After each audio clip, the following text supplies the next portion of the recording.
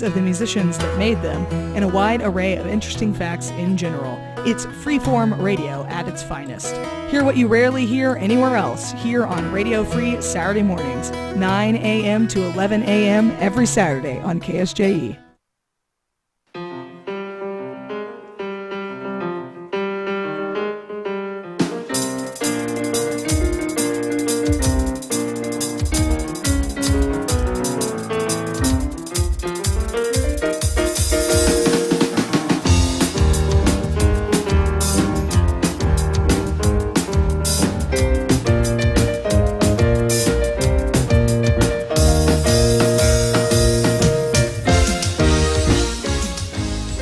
Ten minutes past 8 o'clock. It's Tuesday morning, May the 7th, 2024. Good morning, everyone. I'm Scott Michlin. Thanks for tuning in to KSJE 90.9 FM over the airwaves here in San Juan County, New Mexico.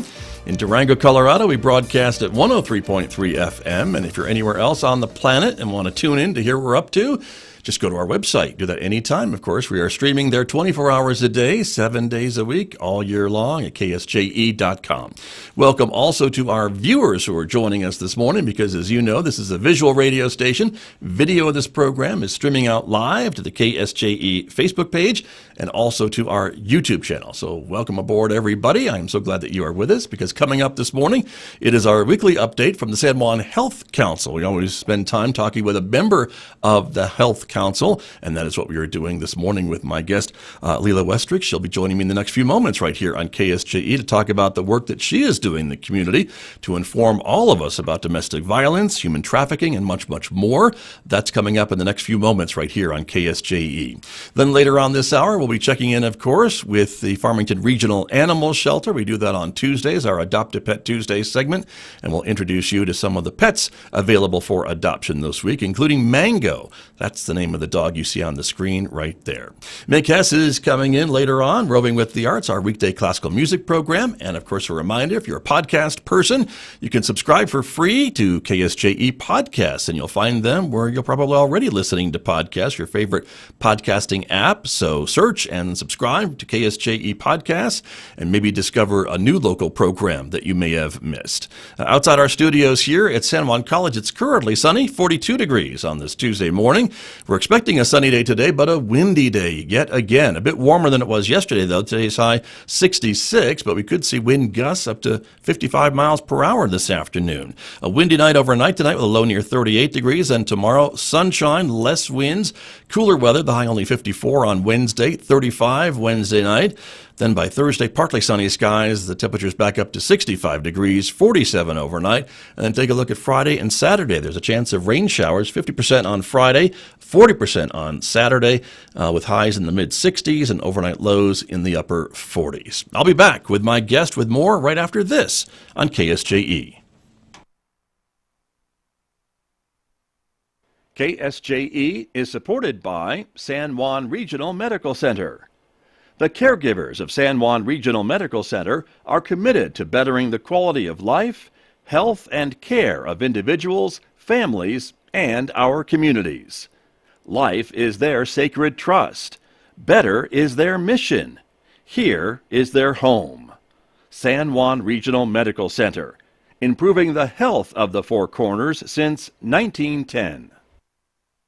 KSJE is supported by the University of Denver Graduate School of Social Work Four Corners program. The University of Denver offers a Master's of Social Work degree in the Four Corners community. Applications for the 2024-2026 cohort is now open. Classes are taught Fridays and Saturdays in Durango. Find out more. Email janelle.doghty, D-O-U-G-H-T-Y, at du.edu or du.edu/socialwork/Four Corners. KSJE is supported by the River Reach Foundation, presenting Riverfest this Memorial Day weekend in Farmington. Music, crafts, food, and more can be found along the Animas River trails in Farmington. Riverfest kicks off Friday afternoon, May 24th, and continues Saturday and Sunday. Celebrate the rivers in Farmington with this jolt-worthy event. Find out more online at riverfestnewmexico.com. Riverfest, presented by the River Reach Foundation. And back in Studio A with my guest this morning, as I mentioned, a member of the San Juan Health Council. Lelah Westrick is back with me this morning. It's always good to see you. Thank you for coming in this morning. Oh, thank you for inviting me. You bet, you bet. And let's talk about the organization that you have founded and work for, right? Explain a little bit of that to us. There's a lot of acronyms involved. Yeah, that's because we have a primary agency, which is Shemot Psychosocial Interventions for Youth and Family, but we are doing a lot of work under our subsidiary Four Corners Anti-Trafficking Multi-State Crisis Intervention Network and Task Force. So it's a big name for a big job. Yes. Yeah. Yes. Very good. And you recently had a workshop in late April that we were talking about before we came on the air this morning, and I want to talk with you about that because it's so interesting to me about the work that you are doing, the information that you're uncovering, and the fact that law enforcement is aware of some of these not so nice things that are happening right here in our region. And so I think for the audiences, it maybe be eye-opening as it was to me to learn about some of these things. And it involves human trafficking, it involves domestic violence and romances and whole other nefarious things that I'm sure we'll get into. But talk to me a little bit about the workshop. First of all, it was successful, wasn't it? I believe it was successful. I really enjoyed it, and we learned so much from our experts. Captain Burns, he was one of the speakers here from San Juan County, from the Sheriff's Office. Yes. And he's a huge advocate of ours and understands the task we're trying to accomplish with the network. Right. And then Special Agent Adam has also been very much committed to assisting us in getting this moving. He has spoken at both workshops we've had. This is a series we're launching. And he's with the New Mexico Department of Justice, formerly the New Mexico Attorney General's office. That's just a new name, but still the Attorney General's office, basically, right? Okay. Yes, great speaker. And then we had Sergeant Nate Bolter out of Arizona, formerly with the Arizona Trafficking Network.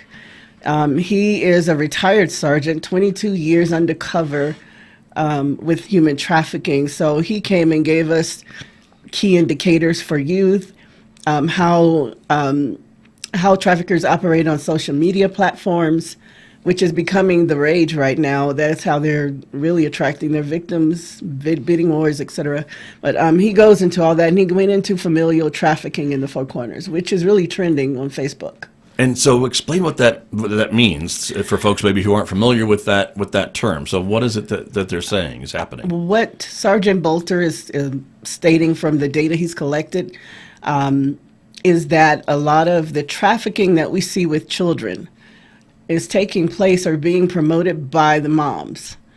And that's unfortunate, but I already knew that the predominant, we think it's men that are doing the trafficking, but it's really the women. Okay. And he said during the COVID season that trafficking from moms spiked at an all-time rate that they weren't prepared for it. Interesting. And so when we talk about trafficking, we're talking about human sex trafficking with children and mothers that are arranging for their children to be in this the situation, I guess, for lack of a better term. Yeah, I didn't have words either. Right. Yeah, I'm sorry. And I'm the radio guy, and I'm speechless, so that's what that tells you. But and so with finding out that it's either parent, I guess, right? It's still awful. Yeah. But a mother or a father, and so they're doing this for money, or what's the motivation? Money. Yeah, I can't imagine. But and I know I understand poverty. I understand being hungry. I understand the desperation that comes with that. I just can't understand selling your child to achieve the goal of we do this from you go from A to Z. This is how we get there. I can't wrap my head around it. Right. And these folks from law enforcement confirmed that they are investigating. They have investigated cases like you describe in our region, in our county. How close is it? We cover with the trafficking network. We cover Arizona, New Mexico, Colorado, Utah, and California. Sergeant Bolter gave the stats for the Four Corners area. Gotcha. So there are cases or suspected cases Yes.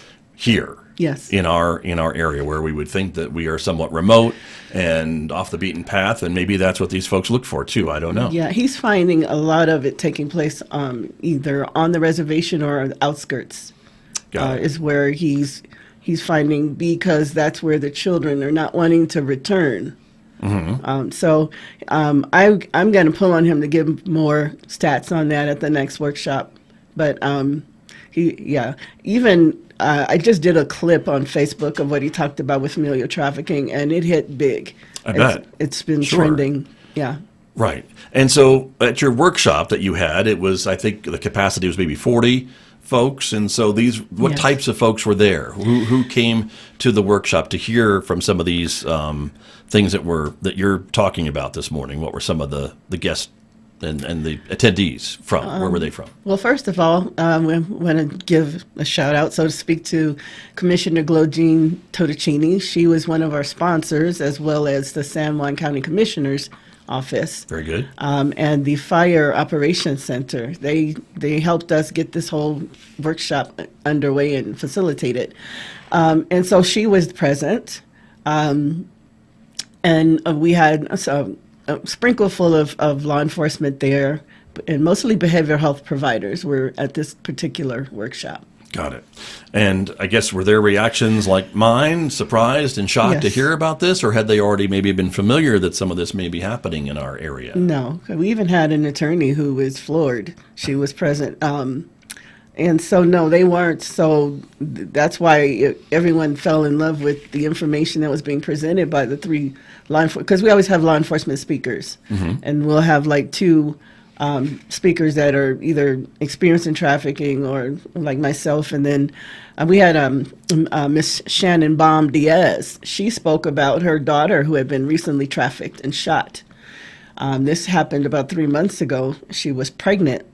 No, 6 months ago. She was pregnant, and when the trafficker realized he had to let her go because he had been a boyfriend and family member, but he was trafficking her, and she couldn't say anything because he was threatening to kill my friend Shannon and her husband while living in their house. But they didn't know he was a threat to them. Right. But to make a long story short, when her parents left town and she thought she could get away, he actually chased her down and shot her. And that's happening where? Espanola. In Espanola. Yes. I see.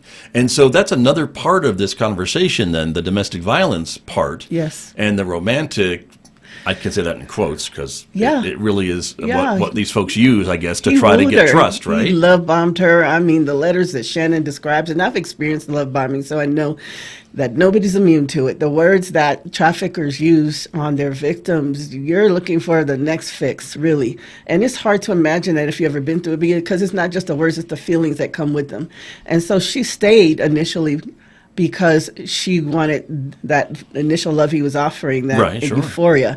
And it doesn't last. They switch up on you, and that is what he did. You know, he came under the guise of, I'm in recovery, I want help. She actually met him at a shelter, and they began, dating from there because she was working there as a volunteer. Okay. And a few people were. And he just wasn't who he said he was, of course, but they usually aren't. Right. And that's how she fell into the trap. And that's what happens Yeah. sometimes in some Yeah. of these cases. You use the term love bomb that I hadn't heard before. Yes. So define that for us. What is that? Because that is kind of what it sounds like Yes. happens. But tell me a little bit more about that term. Love bombing is why domestic violence victims cannot leave their perpetrator, as what I'd like to call them for lack of a law enforcement phrase. But love bombing takes place because one of the stats that keeps coming up is that traffickers and domestic violence perpetrators have narcissistic personality disorder. You probably need that to be that kind of selfish and cruel. And there are stages with narcissistic personality disorder, and there are like 4 different diagnosed types. So we're going to bring a therapist in to talk about that at the next workshop in August. And what happens during the initial stage when they're wooing you, they love bomb you. They can't do enough nice things for you. They can't say enough nice things. They're calling you at night. They're calling you during the day. They're working this like it's a job. Because it is for them, I guess, isn't it? It is, and the hard part about it is they do fall in love with their victim, but they go in with the intent of, you're going to do this for me or else. Right. And they know how to graduate you into, because they're grooming you, and they don't even, it's like breathing. It's part of personality, so they don't even realize what they're doing, but it's their nature. This is how the relationship's going to go. This is what I want from it. I want money. I want you to do this, and I want you to just be at my beck and call and my whim. And but that's after a certain that's after the love bombing. Right, I was going to say. And they can talk you into doing anything. And if you don't have... Right. That's where prayer comes in for me, because it takes some strength to stand against that. Because women are word receivers, so we respond to the man in our life, and that's the issue. Right. And I guess, though, it doesn't necessarily have to be a man love bombing a woman. It could be the other way around, or it could be same-sex relationships or other things, too, couldn't it? Yes, I've been actually approached by women on Facebook, which I'm already angry that they're there to victimize another woman. I'm all for the sisterhood. Right. And so I get offended right away, just right there. I don't even have to go anywhere else. Just, why are you coming I'm a woman. You're a woman, and you're coming here to victimize me? You can see it. Yeah. You can see it, yes. But not everybody can. No, but I have ripped a new cord, and every time they approach me, what do you want? Right. I don't date women. What do you want? And after I want to be your friend. No, you don't. What do you want? And then one trafficker, I asked her straight out, are you a trafficker? And she said, yes. I said, she said it. Yes, she told me yes. And I said, and what do you want with me? She said, I want to sell you off. I said, well, I want to do the same. She didn't have a comeback for that. Yeah, I mean, because woman to woman, if you can do it, I can do it too. But I mean, that's not where I'm going to go with this. I'm gonna flip you over to law enforcement. But right, I'm like, and they call my number knowing it's a law enforcement connected number, but you still called or sent a text, and you said this on my phone. Yeah, that's pretty. I don't know. Yeah, pretty brave, I guess. But these folks are that way, right? Yeah. And they will take those steps. And so very interesting. And so I know that's another big part of this, though, is so these individuals, not necessarily women, but many times women, getting into these relationships and getting love bombed by these men who are very narcissistic and have those personality traits, and just bombard them, as you say, with all these supportive messages and do anything for you to get their trust, I suppose, is a big part of this loyalty. too. The loyalty is what they're after. Right. That you will do anything for this person. Yeah. And even the most awful thing you can think of, I suppose. Even because the love bombing doesn't go away. It's still interspersed throughout the relationship, because when you get ready to leave, and there are stages where you can leave. In the beginning stages, they know that if they love bomb you, you're going to come back, because it is addicting. I'm not going to pretend it's not. It's addicting. It's why women don't leave. It's the answer police need. Right. It's people want to be loved like that, and unfortunately, our everyday Joe doesn't talk to you like that, and so women are looking for that, and that's where the trap is set. Right. And we know from other conversations about domestic violence that is one of those things. It's very hard for the person that is the survivor to leave that abusive relationship, even if it doesn't get as far as we're talking about, like trafficking and things like that. It may be just other types of domestic violence. So that's very difficult to finally make that decision to walk away. Well, you know what a lot of people don't know about domestic violence is it almost always is some sort of trafficking involved in it. It may be labor trafficking. Because it depends on his jealousy and territorial feelings in terms of sharing his woman, but there's always some level of trafficking, and all narcissists graduate to violence. That's the end stage. That means you've stayed too long. Right. And you and I were talking before we came on the air this morning, Lelah Westrick, about how some of these relationships make it more complicated for law enforcement, I guess, to get involved and to try to prosecute, separate, do their job in some of these situations, correct? Yes. How does that work? It's because we honor family in our hospitals, and we honor family in our psych wards. So traffickers marry their victims because it gives them a legal right to retrieve them. even when it's a domestic violence record, because the trend has always been, up until now, we're just recognizing domestic violence and trafficking go hand in hand. But prior to that, the woman goes back, or the man goes back, because there are some men who, are being trafficked or in domestic violence situations. And not just with another man, but maybe with a woman, because a lot of women are committing acts of violence. So what happens there is that they go back.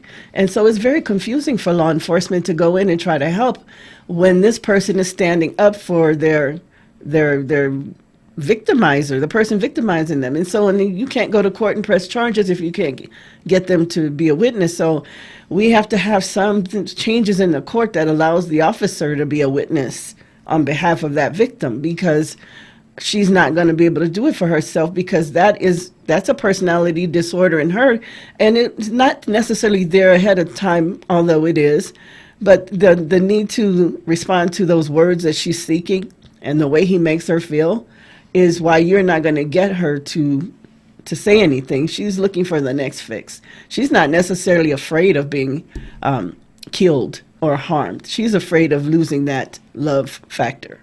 Right. Which is not always the most clearly thought out thinking, I guess. Right. But if you're in that situation, people aren't thinking clearly in that situation. So I understand that. And so for law enforcement, so even though there's maybe a restraining order or something else, if someone is a spouse, that makes it really complicated and difficult for your law enforcement folks to be able to maybe try to wiggle in to figure out exactly what's going on, because they can get two different stories from two different individuals. Or even a different story from the same individual. Well, that's true. I have been I worked with the Sheriff's Department as a security officer in California, and I saw a lot of, I lived in the neighborhood where I heard the rapes. I saw the rapes because they did them outside to advertise they had a new person that they were going to sell. So they would rape them outside. And most people don't know the raping is not vaginal, it is sodomy. And so that was traumatic for me to have to witness that. But in saying that, what happens with the victims in association with the love bombing, I've noticed they don't leave. Not here, thank you, God. Well, I didn't want it there either, considering. Of course not, no. But that this is where, because I went off my career path to do the security detail, so I could carry a gun mostly. But I witnessed that, and I could not get the nursing staff to not release those victims back into the hands of the trafficker. So it is a very powerful tool to marry them. Right. Interesting. My guest this morning, Lelah Westrick, is here. She is with Chemont Psychosocial Interventions, thank you, and is talking about the workshop she had in late April. There's another one coming up in August you were telling me about, and this one's more about the narcissistic personality trait, I guess, for these folks. And why women don't leave. Got it. And that will be, again, in August, and folks can sign up and go learn more about that. Yes. In the meantime, you also have, or not in the meantime, but after that, in September, you have another event happening too, which is a walkathon, right? A walkathon and a festival. Our festival is celebrating the return of our missing and indigenous residents, Four Corner residents, and that festival is really a celebration of law enforcement's achievements throughout the year. So we always celebrate all of the people they brought home.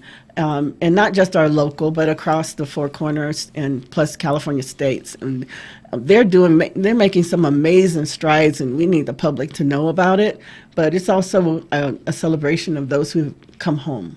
Very good. Wonderful. And for folks who'd like to get more information about that event, your workshops and things like that, how can they keep track on the events that you are working on and bringing to the community? Well, you can find Chemont on Facebook, Chemont Psychosocial Interventions. You can find us on Facebook, or you could call us at 505-471-3000. Again, that's 505-471-3000. Okay. And Chemont is spelled Shemot. M-O-T. That's it. Very good. Well, Lelah, thank you for coming in this morning. It's amazing work that you do, and that you share it with us and let the audiences know what's happening.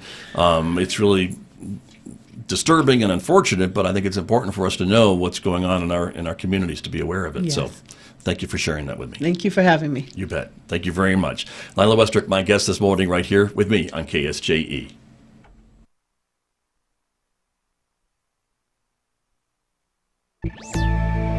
Internet is about to become a lot less affordable for more than 20 million households. From American Public Media,